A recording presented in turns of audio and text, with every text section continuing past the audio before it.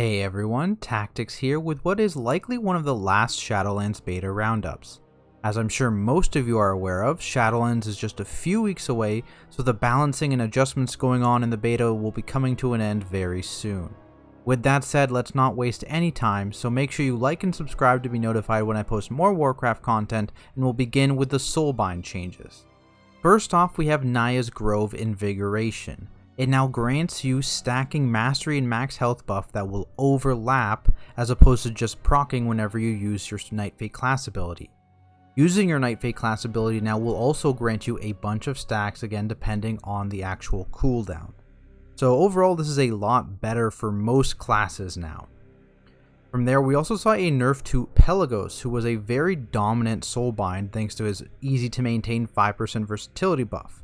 It's now had its duration reduced from 10 seconds to 4 seconds, and the buff reduced from 5% versatility to 4% versatility. This makes it significantly more annoying to maintain than previously, which can now result in the buff dropping depending on what spec you play.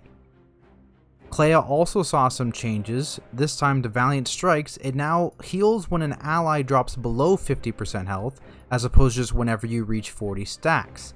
This is a pretty good change, as before it would overheal quite often, and now it's pretty much guaranteed to not overheal at all. The last notable change comes to Bonesmith, where his Ravenous Pendant now restores 3% of your max health every 6 seconds for 6 seconds, and this buff stacks up to 5 times with the duration refreshing each time you gain a stack. This should make it a lot better, but in general I still suspect that it's going to be doing a fair amount of overhealing, as it'll tend to proc near the end of fights. From there we have some Havoc Demon Hunter changes. First, their legendary Darker Nature has been changed to give you a 4-second grace period after hitting an enemy with Eye Beam to get the benefit, which in general just makes it a lot better to use. All Demon Hunters also saw a change to Fodder to the Flame, which now causes the condemned demon to grant you an empowered demon soul on top of leaving the pool on the ground, which now only decreases the damage done of enemies in the pool by 15%, so there's no haste buff attached to that.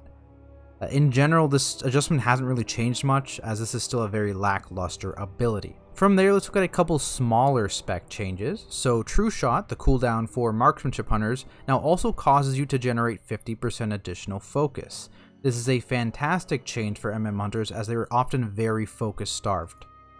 Arcane mages also saw a nerf to their legendary Arcane Harmony, which now only gives you a 7% damage buff per stack, down from 10%, and only stacks 15 times, down from 30 times. If you're keeping track, that's a 105% damage buff now, as opposed to a 300% damage buff previously, so this is a fairly significant nerf. For all mages, the Focus Magic talent was also buffed. It now grants you increased intellect as well as chance to critically hit when your target critically hits. So it's a nice little boost to that talent there. There was also a small change to Holy Pallies this week. They got a slight buff to Light of the Dawn, which is always nice to have. From there we have Shadow Priests. So Shadow Mend previously used to increase all healing you do to yourself with your own spells by a slight amount. Now it no longer does that, instead increases the range of silence by 10 yards. Kind of a side change, this might have been good if you were spamming healing spells on yourself in maybe high damage scenarios in dungeons or while leveling. Aside from that, I don't know if this passive is going to be terribly valuable, but it is what it is. From there, Shadow Crash also saw a doubling in its damage done from 85% spell power scaling to 170%, but it also got a cooldown increase from 20 seconds to 30 seconds. Shadow Priest also saw buffs to 2 of their legendaries. First, Eternal Call to the Void saw its procs per minute upped from 1 to 1.3, and Shadow Flame Prison saw its damage increased from 120% spell power scaling to 140% spell power scaling.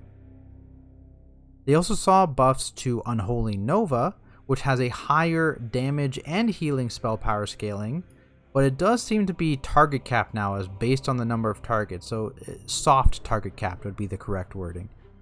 From there we have another week of enhancement changes. This week we saw an aura modifier reduced, so from negative 50% on all of these spells to negative 35%, which is basically just a 15% increase of the spells listed here. Elemental Blast also saw a 25% damage boost as well. There's also a bunch of talent changes here. So they saw buffs to Fire Nova and Ice Strike in terms of damage, and nerfs to Forceful Winds and Hailstorm again in terms of damage.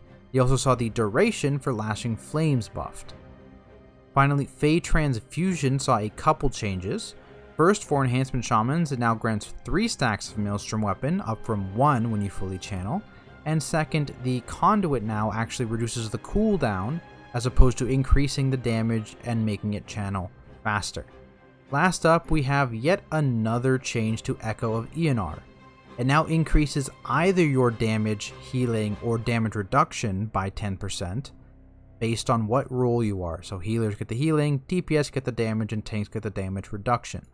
It then duplicates this effect on 3 nearby allies at 50% effectiveness, so this is a 5% buff to your allies, preferring people of the same role. So in raids, healers will tend to buff the other healers, the tank will buff the other tank, and damage dealers will tend to buff other damage dealers. But that is it for this week's beta build, guys. As always, thank you so much for watching. If you enjoyed this video and are interested in more of my Warcraft content, please make sure you like and subscribe. You can also follow me on Twitter or check me out at Twitch, both at Tactics. Thank you all once again for watching, and I will see you in the next video.